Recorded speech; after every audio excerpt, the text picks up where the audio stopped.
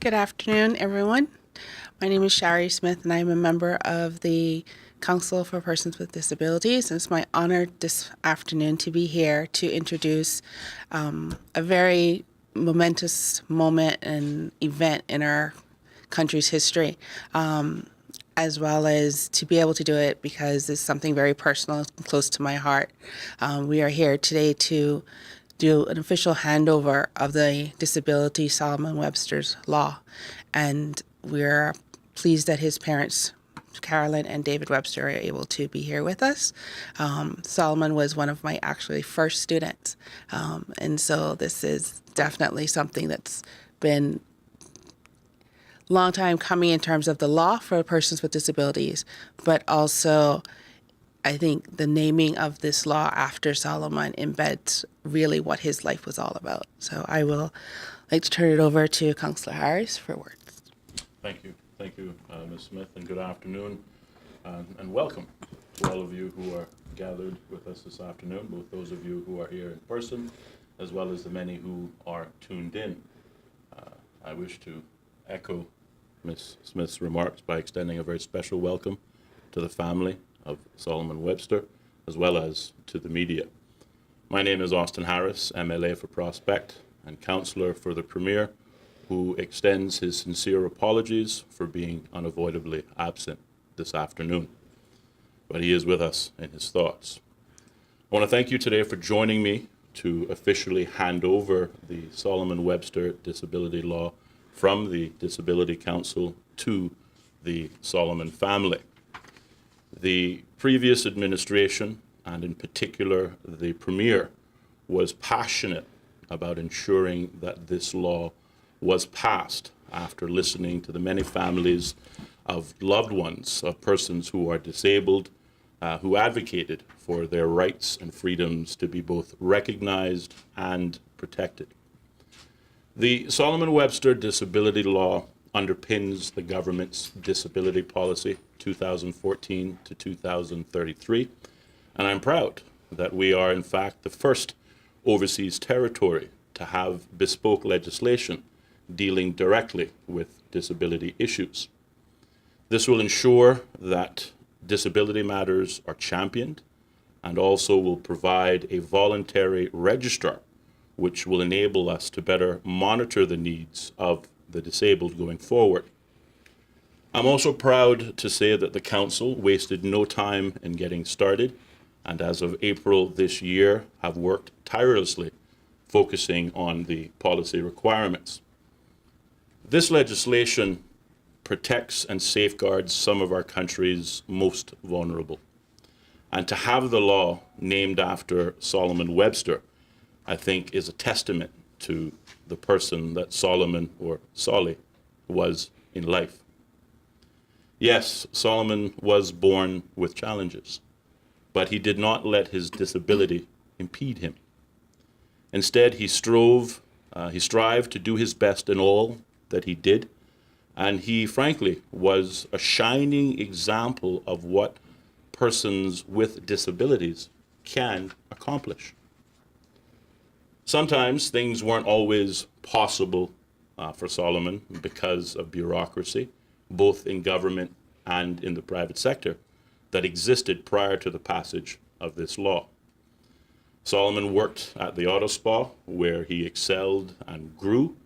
And while, as I said before, he did have challenges, he never gave up. Instead, he showed grit and determination and was willing to do anything that was asked of him.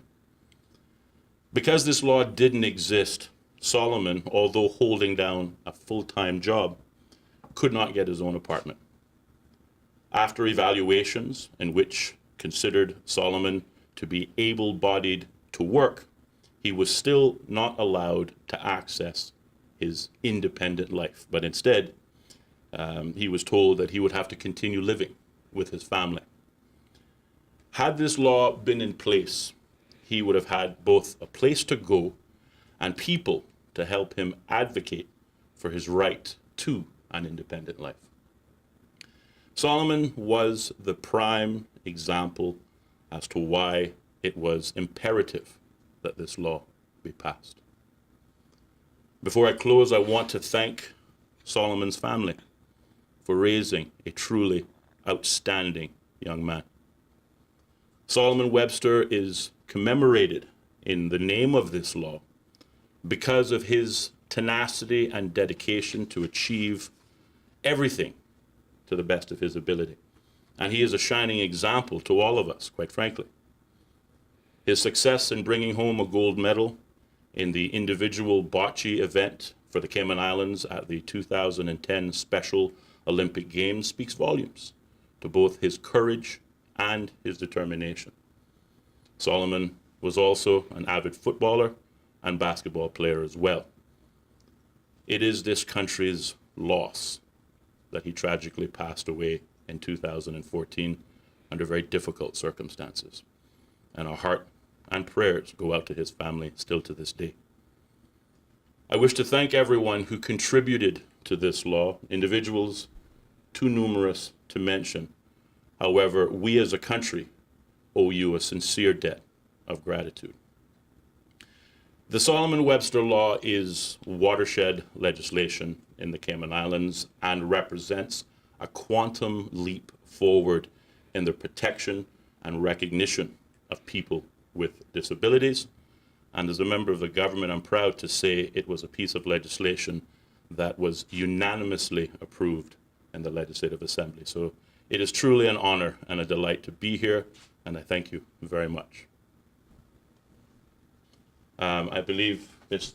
Faith Geely, the Deputy Chairperson of the National Council for Persons with Disabilities, will also like to say a few words, so it is my duty also to hand over to her and to congratulate her and her council for, again, as I stated, many, many hours of hard work to get us here. Thank you very much, Councillor Harris. I'll be brief, as I know time is of the essence, but in September 2014, we lost a shining light in our little community through an unnecessary tragedy. Solomon Webster, or Solly, as many of us refer to him as, was a young man who focused on his abilities, not his disabilities. Solomon was a fierce athlete who honed his skills and talents, and he represented Team Cayman and did it so well that, as Councillor Harris mentioned, he earned the gold medal in bocce in Puerto Rico at the 2010 Regional Special Olympics Games. Solomon has shown this community that he and other people with disabilities like him are more than just a label.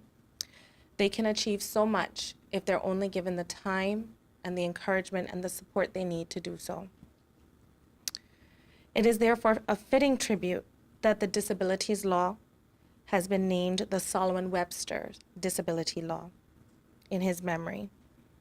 The goal of the National Council of People with Disabilities is to ensure that people with disabilities have access to the education, the health care, the employment, and the access to independent living that all people in our society have the right to. This will be our tribute and the ultimate tribute in Solomon's memory. It is therefore my honor and my privilege to present a copy of this law to his loving parents on behalf of the National Council for Persons with Disabilities.